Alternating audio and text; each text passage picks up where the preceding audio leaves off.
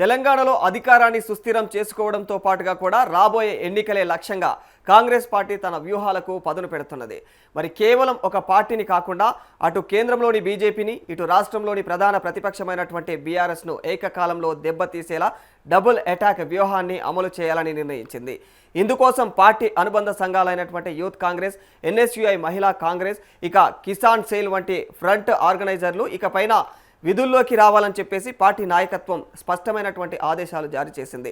కేవలం ప్రకటనలకే పరిమితం కాకుండా ప్రజల్లోకి వెళ్ళి మరి ఇక రెండు పార్టీల యొక్క వైఫల్యాలను కూడా ఎండగట్టాలని చెప్పేసి సూచించింది.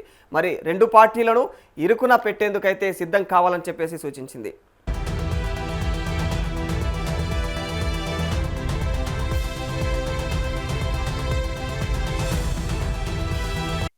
గత బీఆర్ఎస్ ప్రభుత్వ హయాంలో జరిగినటువంటి అవినీతి, ప్రాజెక్టుల యొక్క వైఫల్యాలతో పాటుగా కూడా కేంద్రంలోని బీజేపీ ప్రభుత్వం తెలంగాణకు చేసినటువంటి అన్యాయాలపైన ఆధారాలతో సహా రికార్డులు సిద్ధం కావాలని పార్టీ ఆదేశించింది.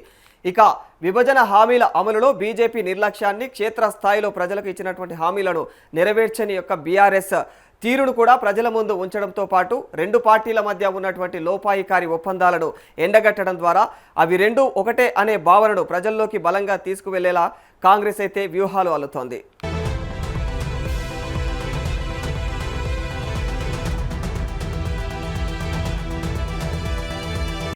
క్షేత్రస్థాయిలో కార్యాచరణ, ప్రతి గ్రామంలోనూ సోషల్ మీడియా వేదికలోనూ రెండు పార్టీల వైఫల్యాలను పబ్లిక్ డొమైన్లోకి తీసుకురావాలని కేడర్కు దిశానిర్దేశం చేశారు. బీజేపీ మతతత్వంతో బీఆర్ఎస్ కుటుంబ రాజకీయాలతో రాష్ట్రాన్ని వంచిస్తూ ఉన్నాయనే అంశాన్ని మరోసారి బలంగా అయితే జనాల్లోకి తీసుకువెళ్లాలని తెలియజేశారు. మరి ఈ రెండు పార్టీల వైఫల్యాలను ప్రతి ఇంటికి చేరవేయడమే తమ యొక్క లక్ష్యం అంటూ కాంగ్రెస్ వర్గాలు చెబుతా ఉన్నాయి.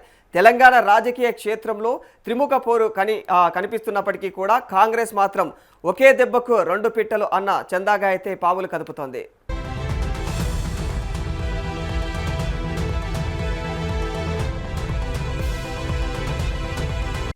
2023 డిసెంబర్లో అధికారంలోకి వచ్చిన కాంగ్రెస్ పార్టీ 10 ఏళ్ల పాటు ఆ పవర్ను కంటిన్యూ చేయాలని బలంగా ఆశిస్తున్నది.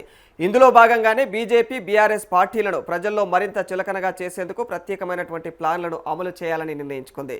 ఇందుకోసం పార్టీల యొక్క వైఫల్యాలతో పాటు కీలకమైనటువంటి వ్యక్తుల లూప్ లైన్స్, నిర్లక్ష్యం, అవినీతి వంటి అంశాలన్నింటినీ కూడా తెర మీదకు తీసుకువచ్చి డ్యామేజ్ చేయాలనే వ్యూహంతో ముందుకు సాగుతోంది.